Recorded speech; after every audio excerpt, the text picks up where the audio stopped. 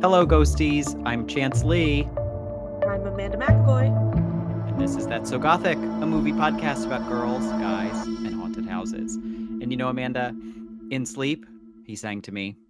In dreams, he came. That voice which calls to me and speaks my name. And do I dream again? For now I find the Phantom of the Opera is here inside my mind. Beautiful.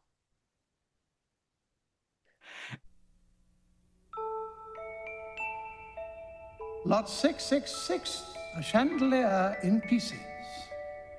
Some of you may recall the strange affair of the Phantom of the Opera.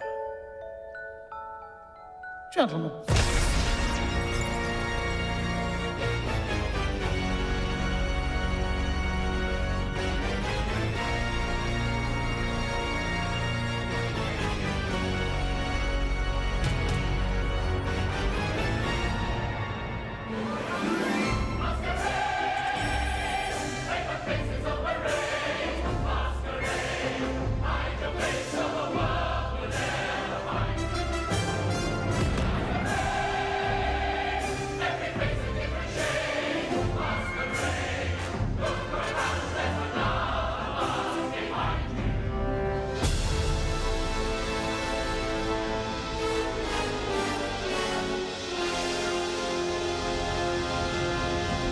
Let your mind start a journey through a strange new world. Leave all thoughts of the life you knew before. Let your soul take you where you long to be.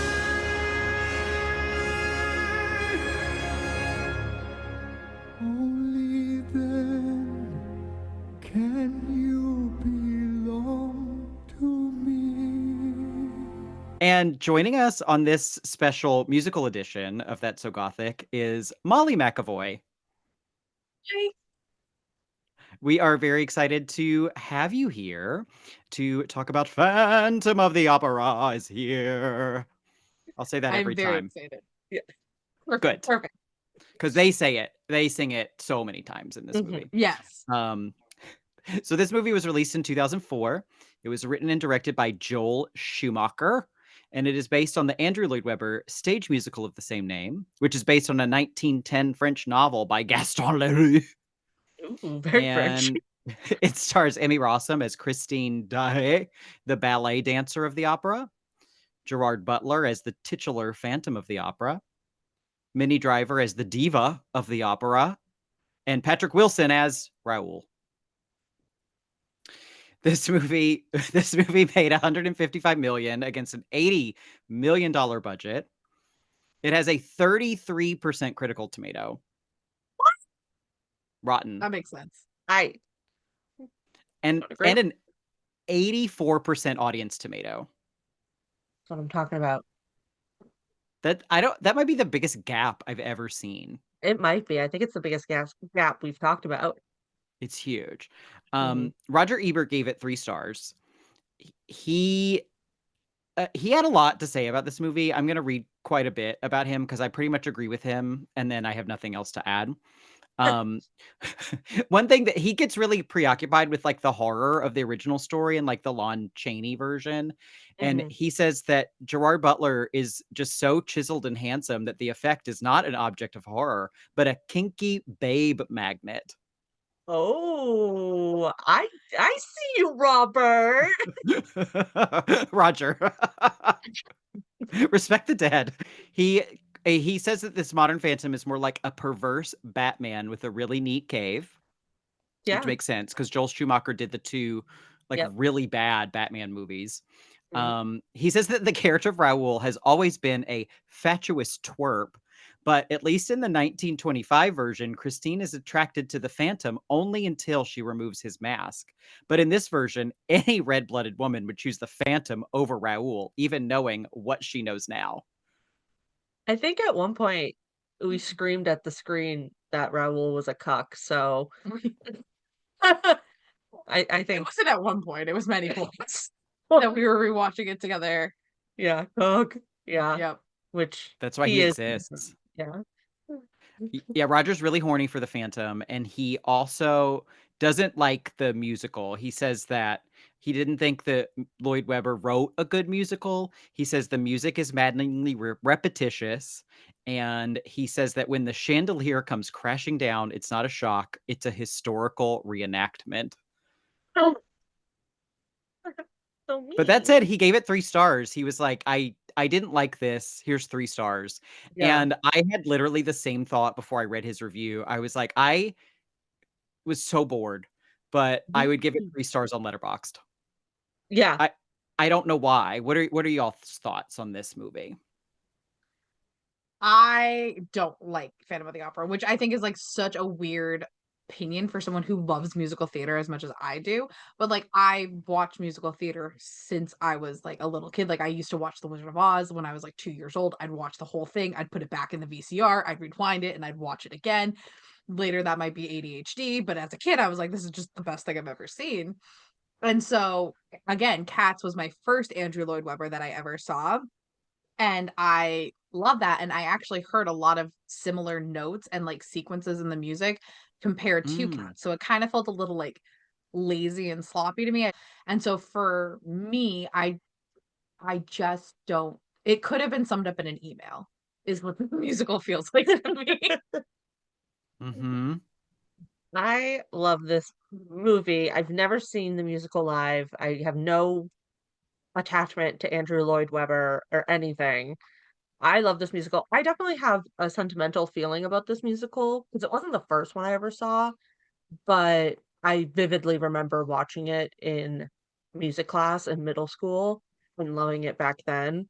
Um, I just think it's funny that you think it's boring because I just like think it's so dramatic and corny and over the top and so much fun. Like, and actually, as I was watching it now as an adult, I was like having even more fun watching it. Like, I was mesmerized. Like, I love it, and I don't know. I love the music in it.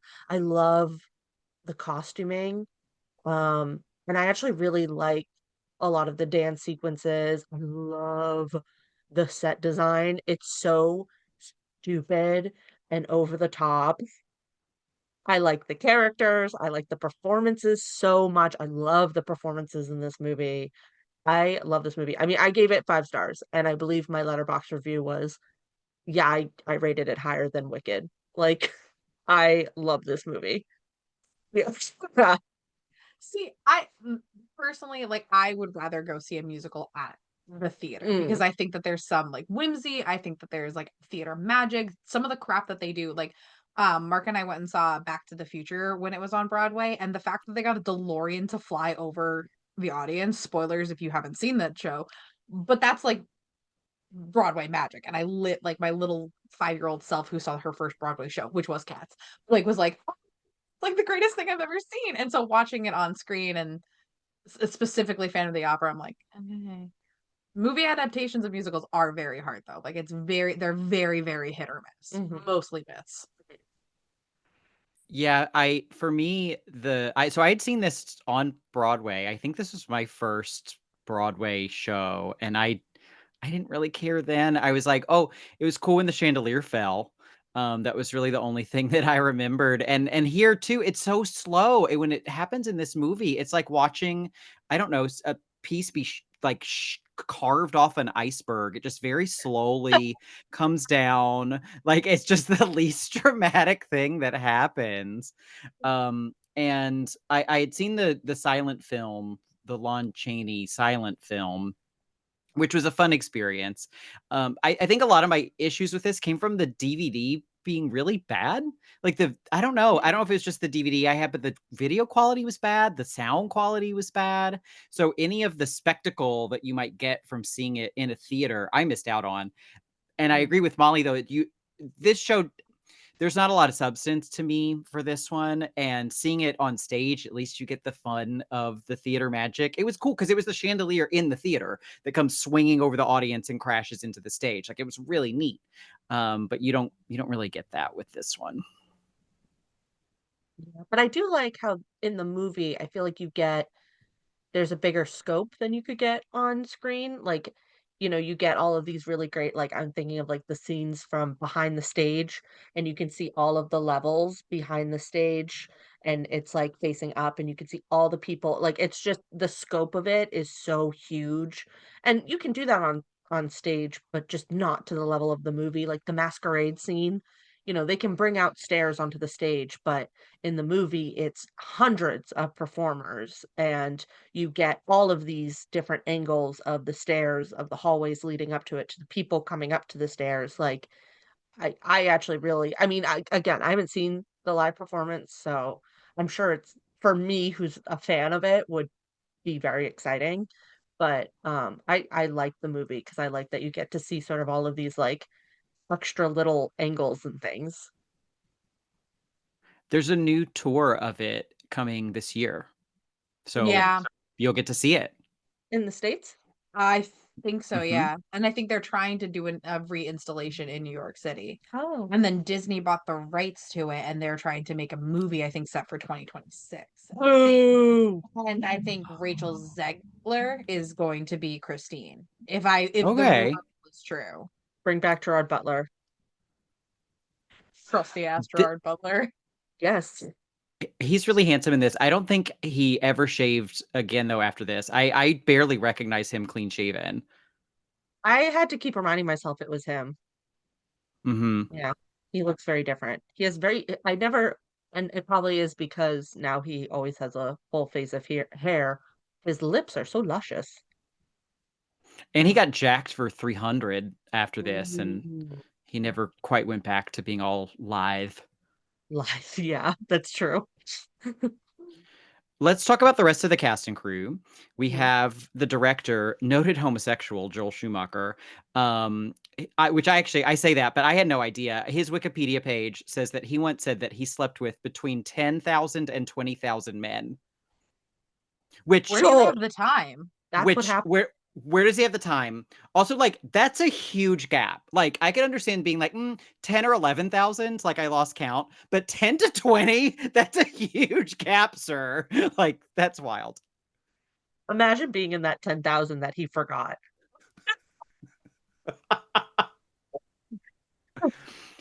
But Jesus. so he directed The Wiz, which I didn't realize. I've actually never seen The Wiz. Oh, I love The Wiz. Like the one with Michael Jackson? Hmm. Oh, I didn't know that. That's Yeah. very cool. Didn't we start to try to watch that? We tried to watch the live one. Oh, I like the live one too. Yeah. Like, because Who they was in did the like, live one? Was it Neo or Nelly is the Tin Man? I think it's Okay. Neo is the Tin I'll take Man. either. And Yes.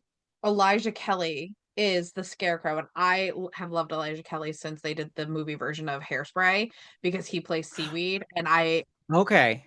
have always had a little girl crush on Seaweed from Elijah Kelly's performance. And so to see him as the Scarecrow, because I liked Michael Jackson's adaptation of the Scarecrow.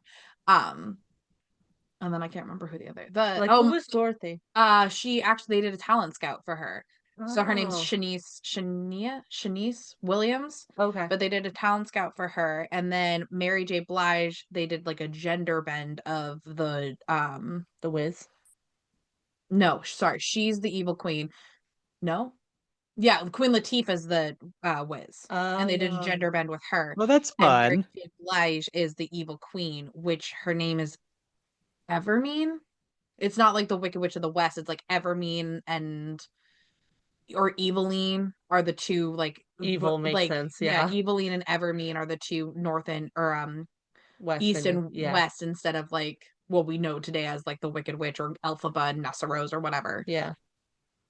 That's fun. I really like Hairspray. I've only seen the movie version, but I loved that movie. Me too. With John I love Travolta. Hairspray. Yes, I love Hairspray. John Travolta's never been happier on screen than getting to be a giant woman who dances. Yes. Like, I just love it so much. So this movie, like, they had the rights to do this movie since like something insane, like 1997 or something, and it took them or maybe even the 80s. It took them years to get it out. At one point, they wanted John Travolta to be Phantom of the Opera, which He would have helped. better as Christine. Or the opera diva, the Minnie Driver character. Yes. Driver, yes. Oh, he would have been so good. 2026 movie. Yeah. We have a casting choice for you. Yes. But yeah, Schumacher did a couple of John Grisham movies. He did Time to Kill. He did The Client. He did a couple Colin Farrell movies. He did Phone Booth and Tigerland. And he did the 2 much maligned Batman movies, Batman Forever, which I hate, and Batman and Robin, which I love. So he's all over the place. Yes. Yeah. Wow. What an he knows how to budget his time, apparently. Right. And his extracurricular activities. You're correct. Yes. Yeah. Emmy Rossum was only 18 when she did this. She was a little baby. Yeah. I didn't know. So kind of going back to like Gerard Butler and then, also with Patrick Wilson.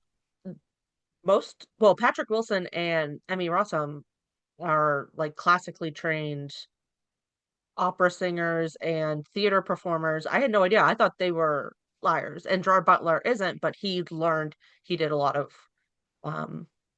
practice and classes to sing for this, which I had no idea. But Emmy Rossum, I love her in this. I told Molly that I think this was a big part of my bisexual awakening because there's a part where she's like in a corset and her boobs are just like perfectly round on top. It's incredible. Yes. And she's singing so beautifully. Her hair is incredible. I really like her performance in it. I think it is like a little over dramatic, very ingenue, but like that's what it's supposed to be. I love her so much.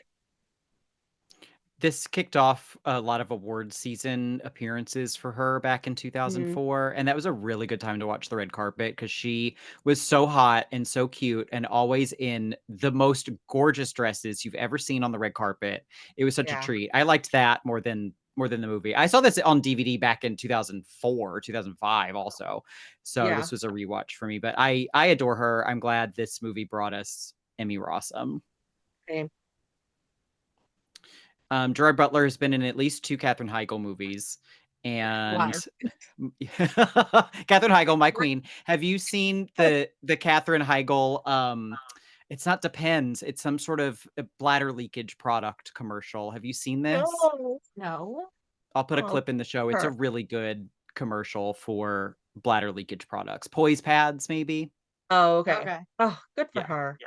Was that the dog? And I go, no, honey, that was you. Oh. I peed. Happens to the best of us. That's so embarrassing. You're gonna deny your mother a moment of mirth just because she got the giggle dribble? And by the way, it's kind of your fault. How is it my fault? Oh, well, I'm so glad you've asked. You see, when we have kids, the pelvic floor or the muscles and ligaments that help support the bladder can weaken. And then, of course, with perimenopause and menopause, there's a reduction in estrogen, which can cause further control issues. But luckily, I have a poise. Perfect for my leaking bladder. You're embarrassing yourselves. No, we're embarrassing you. Which is part of a mother's purpose in life, really. By the way, how did you know all that stuff? Well, I used to be a doctor. No, you didn't. I hope she got paid so much money for that. I hope so too. I hope she's doing well. Yeah. We have Minnie Driver, who really hams it up in this. Yes, but she's one of the only ones who didn't do her own singing, which makes sense though, because they had to get someone to sing over her because that was opera. That was very, but she's very dramatic, very hammy. Well, you don't want to end up like Michelle Yeoh in Wicked, like wishing someone had dubbed you over. Poor Michelle. She literally tried to back out. She's like, I don't want to do this. Yeah. It was so rude to her. They were like, no, get her singing. And she was like, oh, I just want to go back to playing a time traveling. For Michelle Yeoh. I do love how mean she is to Ariana Grande, though. She is. Anything else to say about Minnie Driver? What do y'all think about Minnie Driver? She's Good Will Hunting. Good Will Hunting. She famously got dumped by Matt Damon on public TV. That was the one thing I wrote in the notes about her. Did you ever hear this, Molly? No. So she was dating Matt Damon during Good Will Hunting, I'm assuming. And basically he went on like Jay Leno or something and I think it was was like, Oprah. oh my God, oh, Oprah, how did you let this happen? And Matt Damon was like, yeah, I'm single. And she has this like interview where she's like, I didn't know that. Like, yeah. God. So Matt Damon, our Prince of Boston, not the king. No, but That's Ben. maybe court jester. Yeah, but Mm. yeah. When people got dumb. say Matt Damon is proof that cancel culture has not gone too far, because we still have Matt Damon. He has somehow not been canceled. That is true. Oh my God. I don't understand how. I don't understand how. He's the one kind of recently off topic, but who said that he kept using like, was it a slur or something? The F slur for gay people. F. He said, I retire the F slur in Yeah.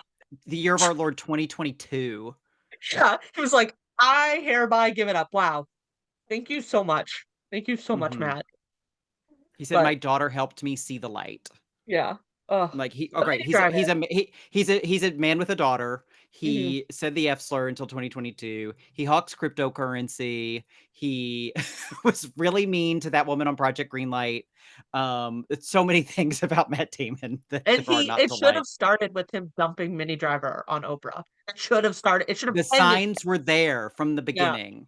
Exactly, because I love her. She has the most beautiful, and I mean this as 100% compliment.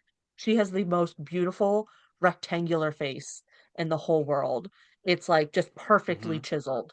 Like, and again, I mean that 100% as a compliment. She is so beautiful and she's so divalicious in this.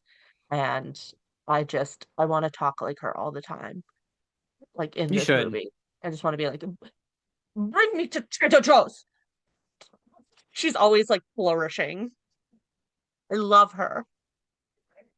Oh, I love this. I had no idea your passion for Minnie Driver. Minnie Driver. She's my queen. She's my diva. And how do y'all feel about Patrick Wilson? I know him from Aquaman mostly, I feel like. I know him from the Conjuring movies. He was the one who surprised me the most in this movie. I was like, oh, I wonder why he's in this. And that's when I Googled it and was like, oh, he has like an extensive theater background. Yeah, I know him from The Conjuring and Insidious. He was for like a couple of years, he was like the white dad in horror movies, always. Okay. Yeah, that Always. his career went that direction. Yeah. Do you know anything about Patrick Wilson? No, Yeah, unfortunately. yeah. I'm not a gothic person, which That's is fair. weird that I'm on this podcast, but here I am. Well, you're not a horror person. Gothic reaches all corners. reaches all corners. I'm not a horror person. You love Barbie. I love, And that is one of our most gothic movies we've ever discussed. Yeah, I actually just bought my friend for Christmas. She loves the Conjuring movies, so I bought her like a sticker of Ed and Lorraine Warren from the Conjuring movies. So it's Patrick Wilson. So now Olivia has a Patrick Wilson sticker. Hey. Yeah, so I can tell her it's a Phantom of the Opera sticker. She'll love that because she also did theater. Yes. Yep. This is actually a Raoul sticker. There's a documentary on Netflix called, I think it's called The Devil Made Me Do It, and it's about that case that the Warrens show up in. It's a really interesting documentary if you haven't seen it. Oh, I think I'll have to. The Warrens as a set of people are fascinating. There's actually a documentary about them on HBO, basically about how they were crooks. I can't remember what it's called. Yeah. That's definitely the angle one of the family members from this family that that participates in the documentary takes. He believes that they were leading them on. Yeah. I think they're fascinating people, but Patrick Wilson does I cannot believe that they cast, I'll say it here because I don't know that we'll ever talk about a Conjuring movie. I can't believe that they cast Patrick Wilson and Vera Farmiga as Ed and Lorraine Warren, because they are like the hottest people alive, and Ed and Lorraine Warren are not the hottest people. When I saw them in that documentary, I thought, wow, Yeah. they should be grateful from beyond the grave about their casting. Well, and I think Ed, one of them was alive for most of the filming. I think they just died before The Devil Made Me Do It. Wow. Yeah, so they were definitely, punching up. That's fascinating. Yeah.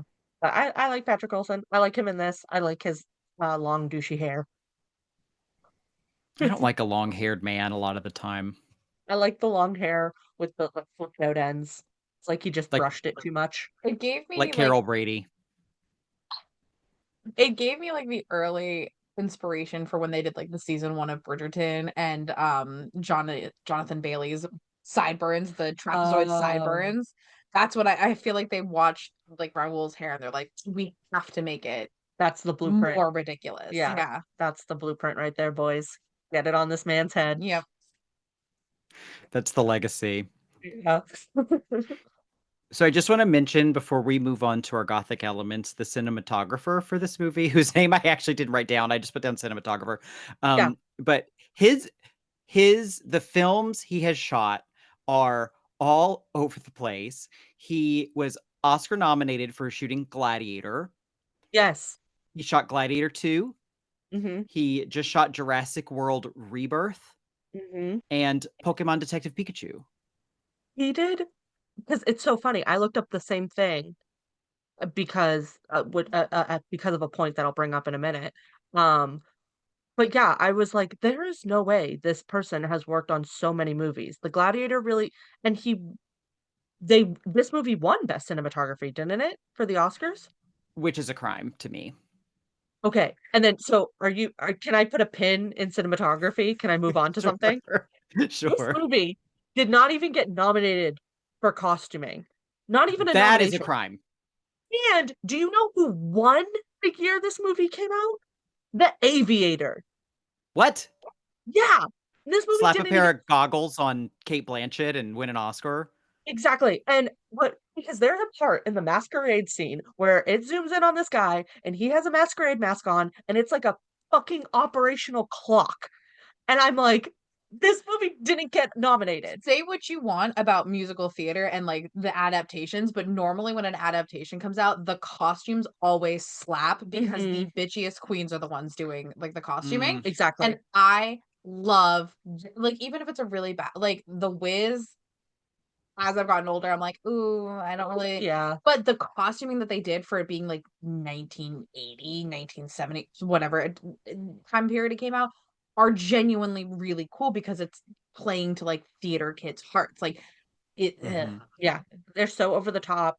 They're always well constructed. They move beautifully because they're doing a lot of movement. they care so much about the craft just in the costuming that's another thing that I really and especially on like stage plays, like they take hours and they're so mean when things go wrong with costumes. Like I watched a video of the guy playing Kristoff in the Frozen musical do a squat, rip his pants, and then the costumer have to fix them before the show started. And she's giving him the biggest death glare. And by rights, like you worked really hard on those pants that look authentic to Norway, Germany, whichever.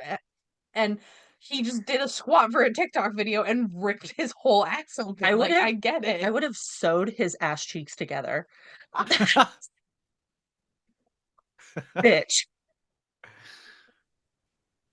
I couldn't believe it. Not even nominated for costumes. That is really rude. I really liked the costumes of this movie. I really like Emmy Rossum's little cloak that she wears in the snow scene at the end of the movie. Her cleavage is great in that as well. It's like part of the costume. She just looks so great. It has the big thick collar and the cape, and she looks wonderful. And she's as pale as the snow, and it's just lovely. And I was trying to think, like, maybe it wasn't nominated because it's stage adaptation, so maybe they weren't giving it the credit because it was taking a lot of inspiration from Artie. But I feel like there were so many details in the costumes in this movie that just really made it for me, especially. So I was devastated. Devastated. I agree. I thought the cinematography looked like poop, but I loved the costumes. It looks like a music video. There's so many, which might be the editor's fault more than the cinematography. There's so many cuts and there's not a lot of cool shots. There was never a shot where I went, ooh. It was I would only go ooh because Emmy Rossum looked so good. Yeah. Oh, I have to disagree. I'll bring it up. I was gonna bring it up in my favorite scenes, but the part and again, this is more like my nostalgia and my like I have like an affinity for this movie. The part where the Phantom goes up on the gargoyle and is like yelling at the night sky. I love that part. And that scene, the shot of how it's like shot down on him, chef's kiss. Didn't we also discuss while we were watching it that the Phantom's just a horse girl? Yeah, which I figured we would get into more when it gets to the to either the haunt or the house. But yeah, the Phantom was giving strong horse girl energy this whole movie.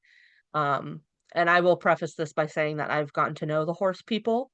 Um, and they are my favorite people of all time, truly. I used to be a little bit more prejudiced. I am Matt Damon in that regard. I used to be very prejudiced against horse people. Um, then my friends showed me the errors of my way, and I now love horse people. Um, Phantom was giving big horse girl energy. Well, let's get into the Gothic because I've got to hear more about this. All of our Gothic films have 4 elements: a girl, a guy, a house, and a haunt. We have our girl, Christine, pure as the driven snow. Yep, dead dad, Hell yeah, welcome to the Dead Dad Club. dead dad. That should be a bonus Gothic, dead dad. Yeah, dead Yeah. There's dad a or lot dead of dead parent. dads in the Gothic. There is a lot of dead dads and not a lot of dead moms, actually. So I think dead dad specifically is good. Am I Gothic? I think Mm. you're very Gothic, Molly. Look at who your family is now. Um, if anyone hasn't picked up, she's my sister-in-law, so she married into this, which is very Gothic. Yeah. Molly is the girl in this episode. Oh my goodness. My dad is dead. Dad's dead, romantic rival between me and my brother. My dad died on Valentine's Day, the most romantic holiday of the year. Yeah, So- very Gothic. That is Gothic. Yeah, Thank you. Molly is a Gothic girly. Wow. I love Yeah. this. You're the perfect guest for us. Yes. Thank you. But yeah, Christine is also just great, beautiful ringlets. She kind of inexplicably, maybe Molly, actually, you could speak on this. Um, the way that they live is basically they all live in apartments in the opera house.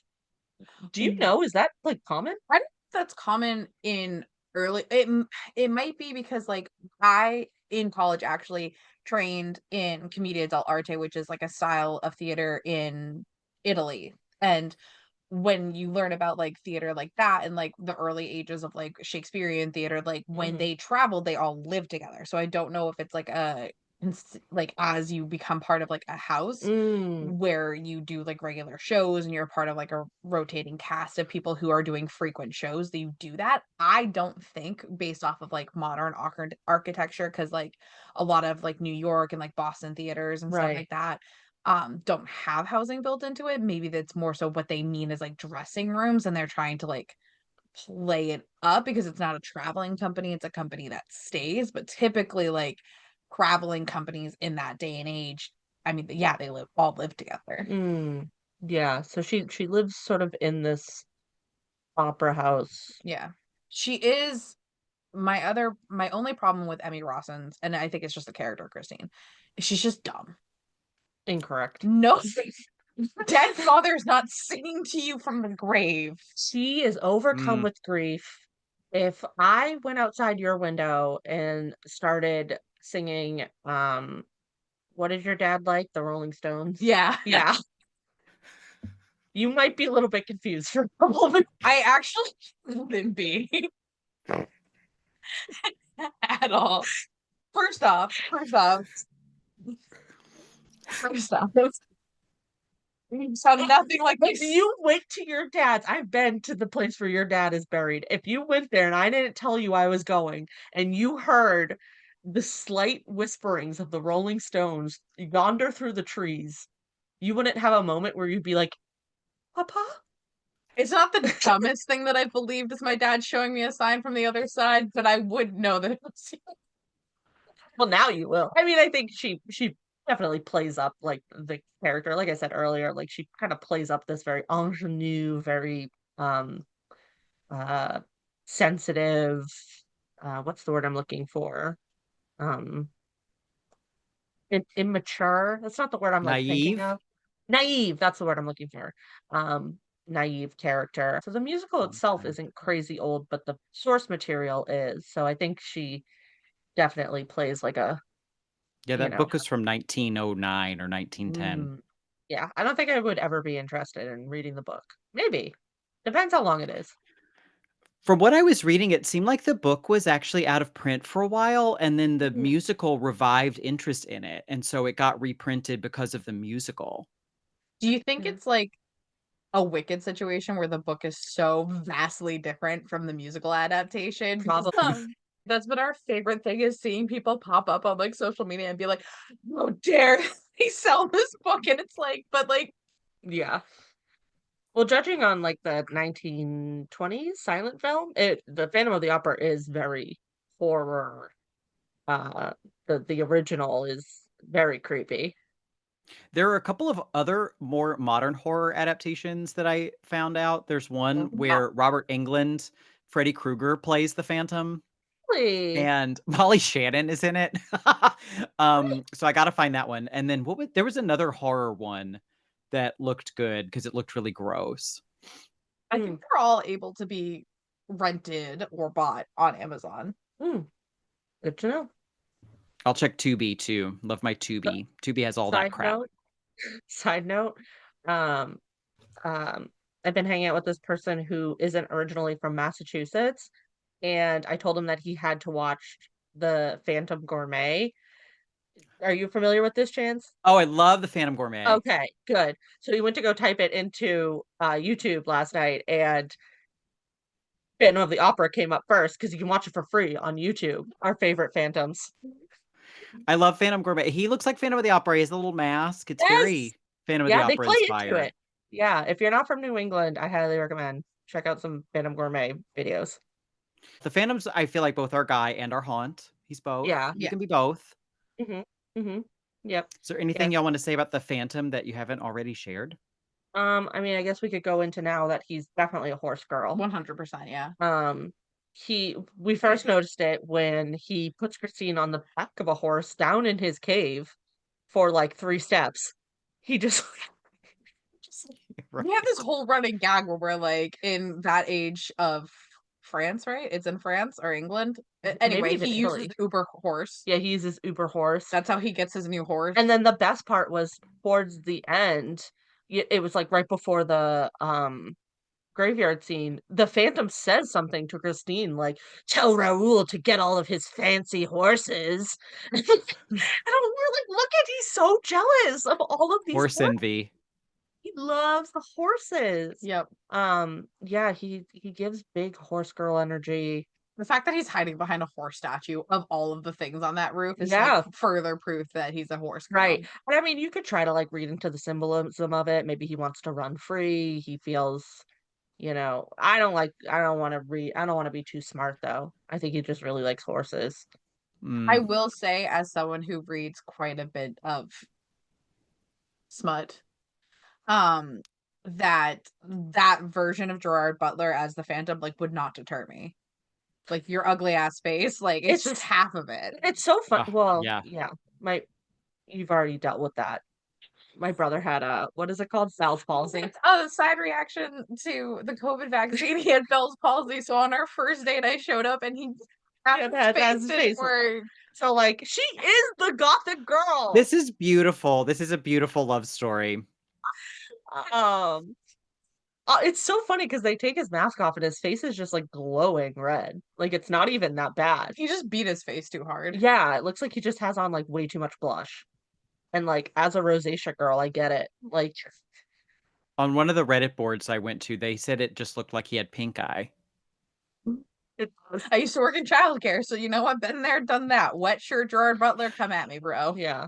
They didn't have good sanitization back then, so it easily could have happened. You're from down a there with those rats and you touch your face. Yeah. So we didn't really touch on it, because there's been so much more important stuff to talk about. But like the sort of establishment of the Phantom is that he was picked up from the circus by the elder ballerina. I don't know what you call her. Yeah. I don't know what to call her. Who is a recurring actress. She was also the stepmom from the bad Johnny Depp one, Sleepy Hollow. I almost said Silent Hill. Yes. Yeah. So I feel bad for the Phantom. He's stuck in this basement, although he's done a tremendous job interior decorating. I would not mind living in this gorgeous basement.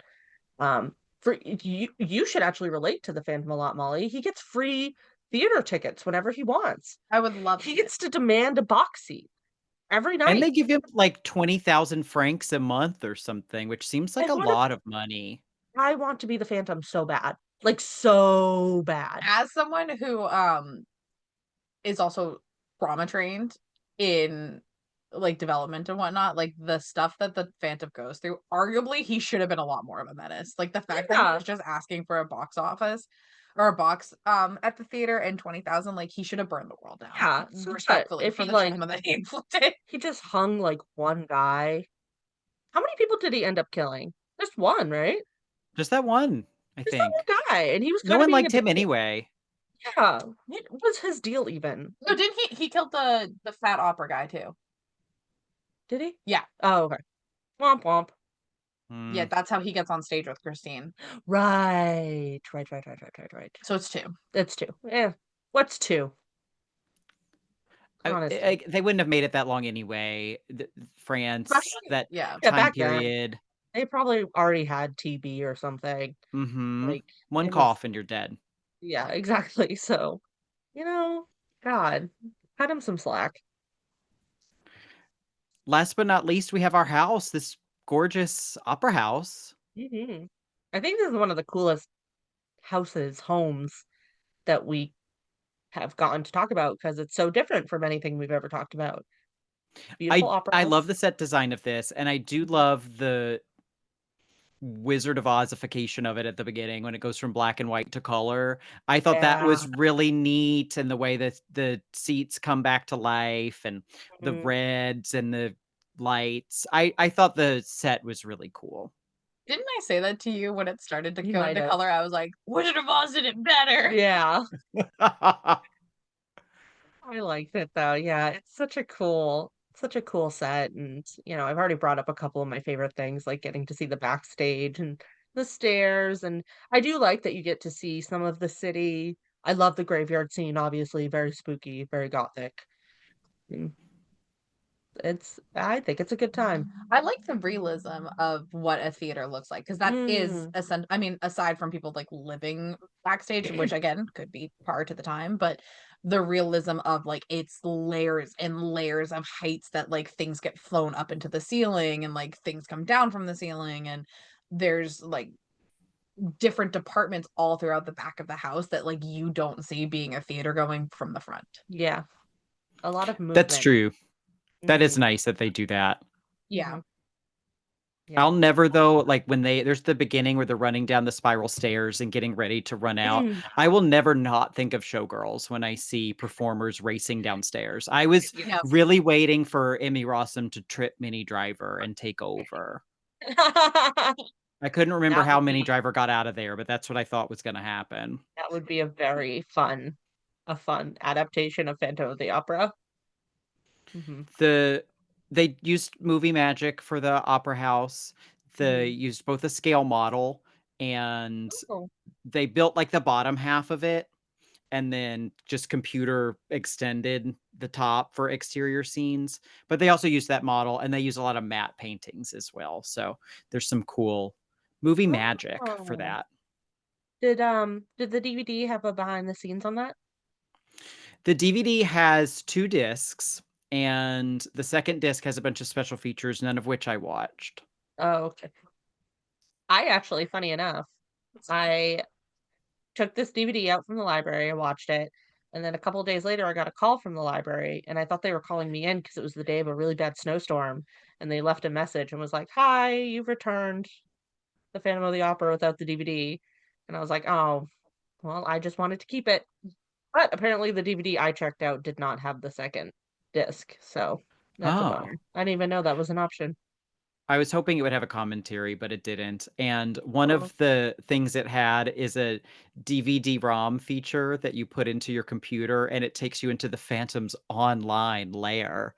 And I'm so sad that that's been lost to time. Like, who knows Oh, where that URL has oh, gone, but I would love to go yes. into the Phantom's online lair.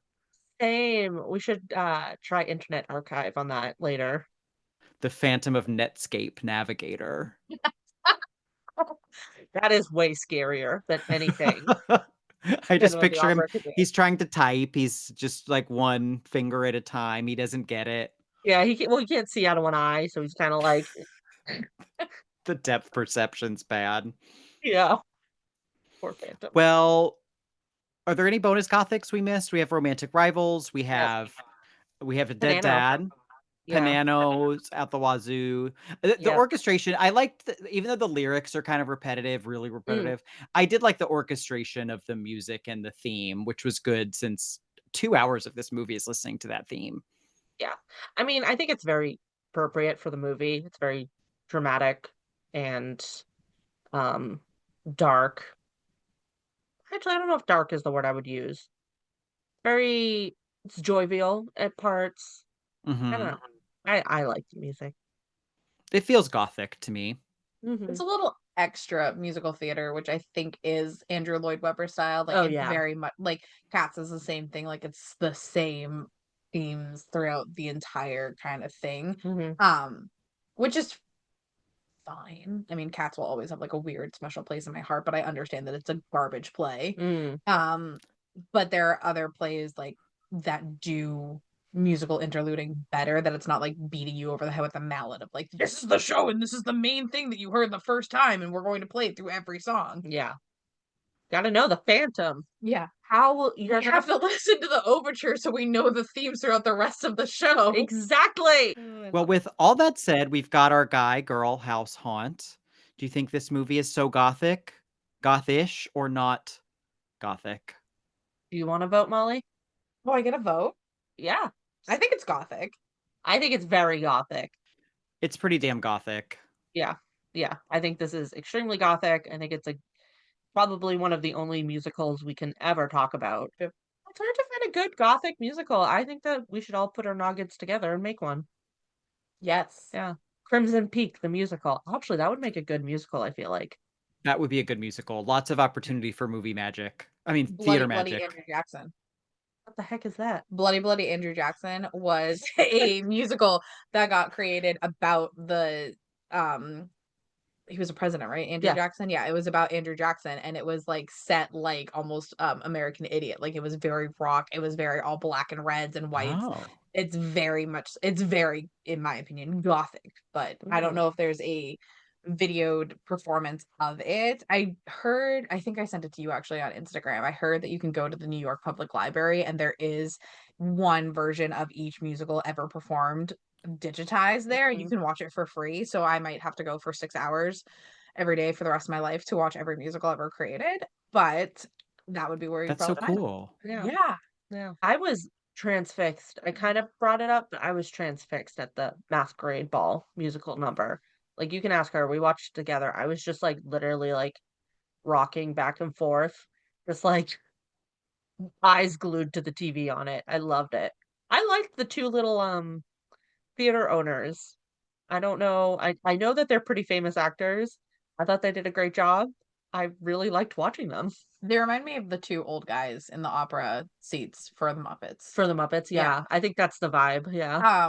My final thought was I do feel like, as much as I don't like this musical, I feel like most of the characters' roles are integral to the storyline, except for the head dancer who saves her daughter. What was your point? Yeah, she didn't have too much purpose. At first I thought she was going to like be the person who outs Christine and Raoul's relationship to the Phantom and be like, well, yeah, I want his attention, so by proxy, like I'm going to show him that you're doing something bad and maybe he'll want me. And no, it was just kind of like a shadow. And then like at the end, like she's the older woman who is there with Raoul at the auction. Right. Yeah.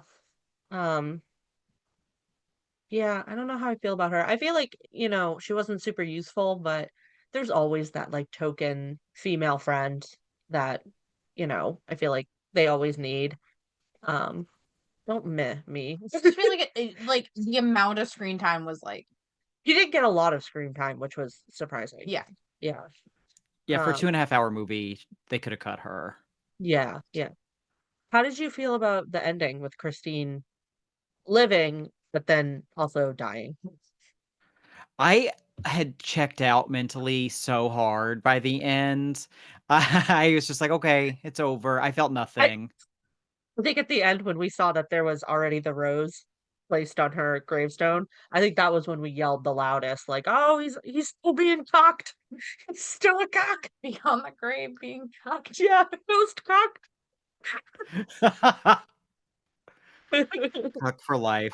I kind of wanted her to die, Mm, not of old age. yeah. Like of the events of the musical. So when it was like you can see that she was made like the Duchess and she probably had a long life and who knows, they might have had kids. I was kind of like, well, that's after Yeah. all that excitement at your early age, you're just gonna have a quiet life. That's dumb. Yeah. Eh, Eh, she needed a nap. what do I know? Yeah. Well, I also loved the masquerade sequence. That was probably the only sequence that I watched without actually looking away from the screen or looking at my phone. And they're the very beginning in this opening number when they all showed up and they had red hair and blue eyeshadow. I said, Mm, it's Chapel Roan. This is where she got her aesthetic from, was this yes. 2004 Phantom of the Opera movie. I just couldn't believe it. Oh, I would love for her to play into that. Yeah, and do like a concert performance as Christine. She has the big curly hair. She could be all the parts. She could be all the parts. She could be the Phantom. She could be Mhm. Raoul. She could be the horses. Pink Pony Club. Right? Roan is a horse. Yes. Pink Pony Club has been remastered by someone on the internet with the Yes. Phantom's Opera orchestration. That's true, actually. I forgot about that. What? It was like a popular TikTok Yeah, it song. starts with like the guy and then when it gets to Pink Pony Club, it starts with the Dun, dun, dun, dun. Yes, I forgot about that. It's actually I arguably love that. Yeah. I wish they made that into an actual edition that I could add to my Broadway and Spotify. normal playlist. Yeah. We'll see. Maybe she'll take a turn and, do a little Broadway stint. Hell yeah. Do some Phantom of the Opera. Can she do it with Renee Rapp again? That'd be cool. That would be lovely. Yeah. I love how but y'all did that in unison. That was impressive. we harmonize. It's We practice beautiful. in the car. Yeah, we practice. You should hear our karaoke song. Yeah. I think What's the actually do you have a I might have mentioned step it on the song? podcast once. It's a photograph. Picture. A picture by Sheryl Crow and what's his name? Kid Rock. It's photographed by Nickelback. When you said photograph, though, I thought of, you must have mentioned it, I thought of Kid Rock and Sheryl Crow. Yeah, I think I've mentioned it before, and I'm of course Kid Rock. It's a good choice. Yeah.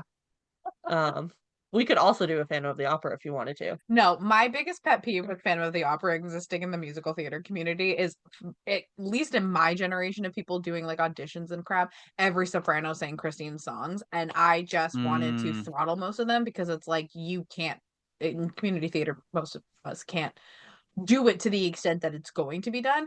And also it's so overdone that like I just want you to sing anything else. Sing Kermit the Frog for all I care, but Is he a soprano? he could be. I don't know, but there's so many other soprano parts in musical theater. Please pick something different. Just sing something from The Sopranos. Sing Tony Soprano. Sing Tony Soprano over and over. I was my first audition ever in musical theater. I was so nervous that the choreographer was like, just sing Happy Birthday. Just sing Happy Birthday. And I was like, oh, okay. And I did. Yeah. And then I was an Oompa Loompa. What a success story. Yeah. The Anne Hathaway was initially cast in this role, and that's she had a funny, I can conflict see that. due to Princess Diaries 2. Good choice. I didn't know she was also a trained soprano. Mm-hmm. Well, she won the Oscar for Best Supporting Actress in Les Miserables. Les Miserables. I dreamed a dream. In Time Gone By. I didn't see that one. There's I too love much that movie. singing. That's a great one. Actually, I would be surprised if that cinematographer didn't work on that because that is a great Russell Crowe performance, in my opinion. Well, I think I've talked about this on the podcast before. I will defend that performance of Russell Crowe till my dying breath. I love him so much in it. I'm glad you had that opportunity again. Yes, I will always bring it up. Well, let's move on from Phantom of the Opera. And what else have y'all been enjoying? Let's do some off-topic chat. Bring up mine because I think it's pretty quick. I've been trying to watch all of Philip Seymour Hoffman's movies. So last night I watched Capote. God, what a good movie. What a good performance. I love him. He has this great moment where he's wearing this scarf and he walks into this small town Kansas police station and they're staring at him because he's this New York city slicker, extremely gay man. And he's wearing this big thick scarf and he points at it and he goes, Bergdorf's. And it fucking kills me. I love it so much. I love Philip Seymour Hoffman. I love that movie. I feel like I don't have to recommend it because, like, it's, what do you say about it? It's critically acclaimed. If you want to watch it, you've probably watched it. But God, it's so good. It's so good. I miss Philip Seymour Hoffman so much. Chef's kiss. Bergdorf's. I love the way he talks. I also forgot that it was like a MCU Marvel team up between Truman Capote and Harper Lee. Harper Lee is like his sidekick for the entire movie. Who plays Harper Lee in it? Is it Marcia Gay Harden? No, it's another famous actress. I cannot remember her name off the top of my head. But I recognize her for something. Maybe something we've even talked about. Um, she was really good in it. She is Catherine Keener. Catherine Keener. Oh, so she was like in Get Out. That's probably where I recognize her most from. She was like the mom in that. Um, apparently she voiced something in Incredibles too. Apparently she also was in The Joker. Boo. Okay. Um, but yeah, it was just so good. It was just wonderful. I actually don't know if I've seen that one. Oh, I definitely recommend it. I thought it would be, a slog to get through.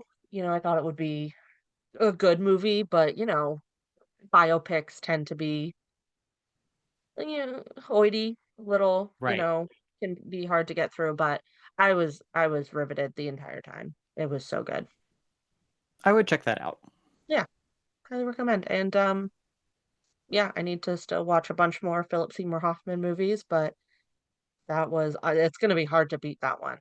He was so good in it. Is the Hunger Game movies on your list? Really get around to watch it. I really do. I want to get him to 100% on my letterbox. So Okay. I will Wow. have to watch them. I just adore him so much. I miss him. I Philip, wish you the best of luck on this quest. thank you. I'm really nervous about Schenectady. Isn't that movie like 3 hours long? Synecdoche, you mean? Synecdoche, New York? Schenectady. Yeah, whatever it Yeah. is. Yeah, that movie's so I long. would never go near that movie. And it's one of those very pretentious movies. I love that for you. Yeah, my ex-boyfriend really liked it. So Ew. yeah, you can tell.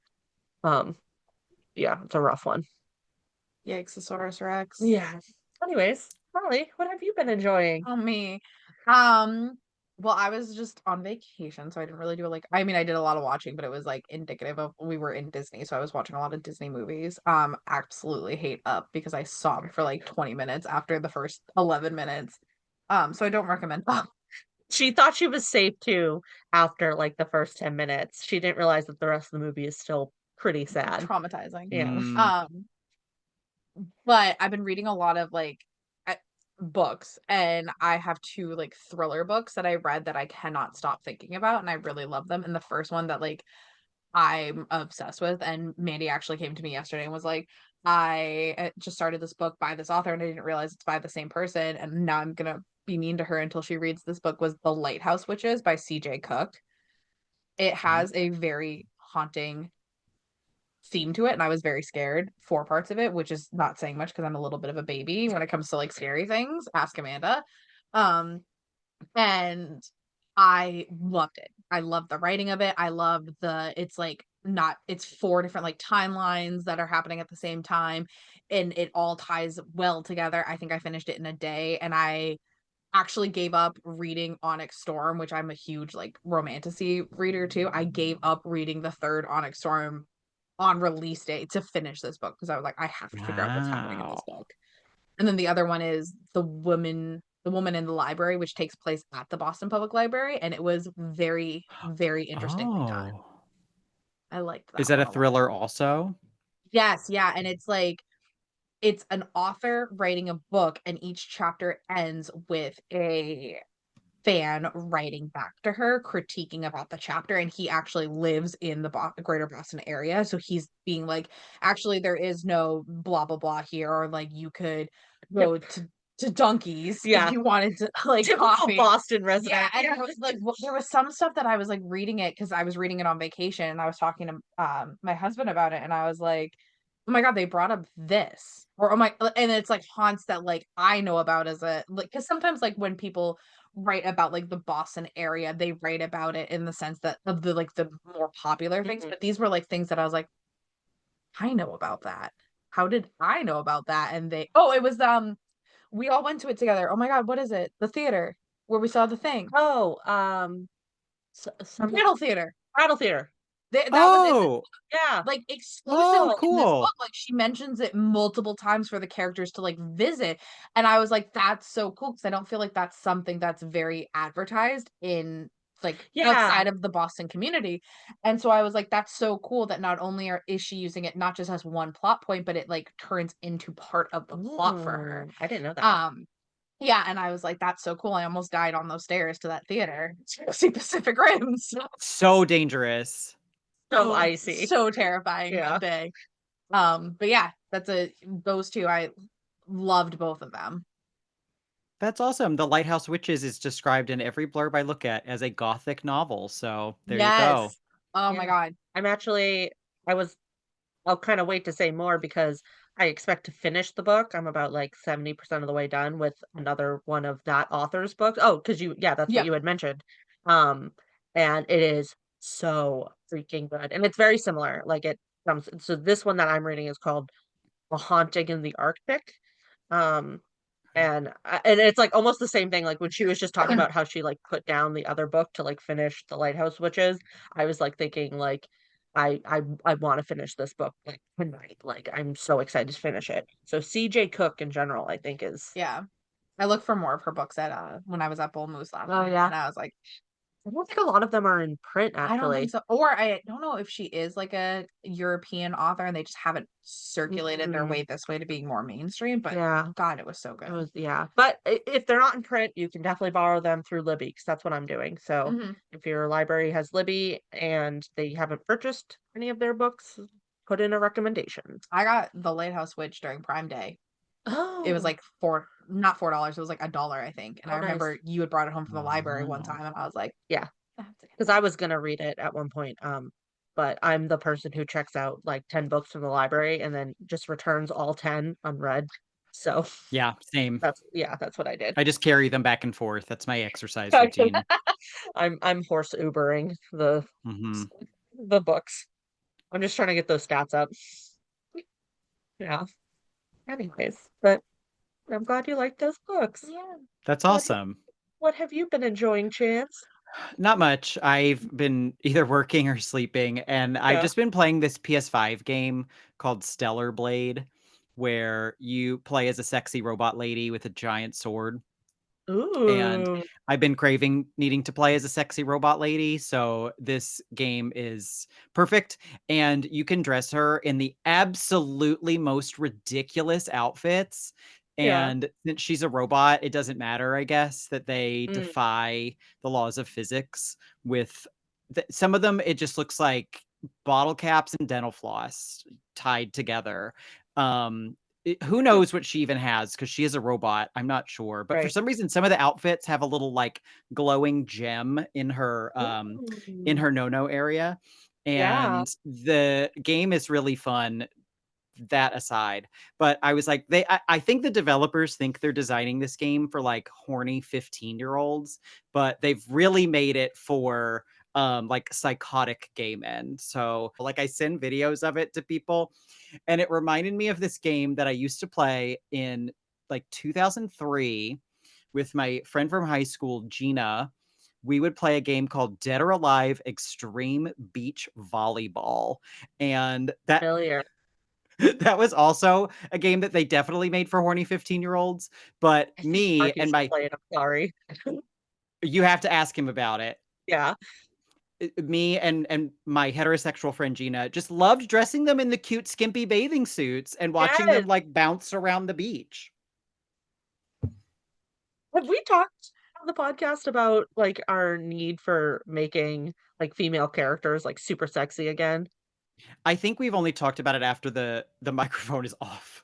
Um, but Right. I love that she's hot. She chops monsters in half. Sometimes Oh. I forget that the game can be scary and I scream because a monster will jump out at you.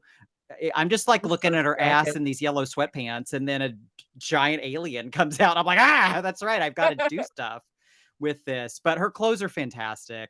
Oh, I And love it's that. actually a really interesting sci-fi story, and it doesn't do what a lot of Western games do, which is spend 20 minutes just telling you what the story is without letting Mm. you play. It just throws you right into it, and it lets you figure out what's going on. It's very anime in that sense. It's Oh, fine cool. with you not knowing what the fuck is going on, Right. and I'm fine with that too. And it looks great, and it's fun to play. So if you have a Oh, PS5 and you like sexy robot ladies and or sword fighting, check it out. what was it called again? Stellar Blade. Stellar Blade. Mark has a PS5. Yeah, Mark. You want to go play? Yeah, let's go play. Let's do. Is there Ask him what he co-op? thinks of Stellar Blade. He's probably heard of it. No, single Wow. player. Yeah. Oh. You And play then what was Stellar the Blade alone in your room. that feels right. What was Yeah, you the play Stellar Blade in volleyball? your bunk by yourself. Yeah. Um, What was the what was volleyball? Sudden death? Dead or Alive Extreme Beach Volleyball. I'm so I Extreme is just with an X. I yeah. like how you're apologizing to me that like he enjoyed that at 15. I have told you canonically so many times in like the 5 years that we've been together that at any other point in our life, if your brother and I met, we would not be together. Yeah. I think that could be a good gothic trope, actually. At any other point in our lives, it would not have It happened. would not have happened. Yeah. But it did happen. And Yeah. And now you're trapped in our gothic family. when we were away on vacation, her dad specifically kept looking at her and her mom and being like, this would be the part where Molly said, God, I hate being a part of this family. Yeah. She constantly I hate this family. But she loves it. I Me love too. that. Oh. Well, I'm so glad you were on the show with us, Molly. Thank you for joining us. Me? You did so good. Yes, and thank you, Amanda. Okay. Oh yes, we'll have to have you back. Even maybe something without singing if you're We down. should do Hereditary. I will. Me and my brother got her real quick. I'm sorry, we'll wrap it up. Me and my brother got her to watch Hereditary because we did not lie. We said it was a compelling family drama. That's mean. I don't know why, and this was like very early into Mark and I dating. I don't know how we stayed together because for like the next 3 weeks, I would just be like hanging out, and all of a sudden he'd go, I would lose my ever loving mind. That's so mean. I know. I hate this family. And now So- we have it recorded. Yes, and now we have you for our Hereditary episode. Sure. So excited. Sounds Dear great. God. Warren chance. Well, thank you again. And thank you to the ghosties for listening to us talk about the Phantom of the Opera today. I actually didn't sing the whole podcast, which is probably for the best. But you can rate and review us on Apple Podcast or Spotify. Share us with a friend who likes musicals. They don't even have to like spooky movies. As we said, the Gothic reaches all corners of the world, and one day we will dominate as well. So until next time, stay ghosty. Boo bye. Bye.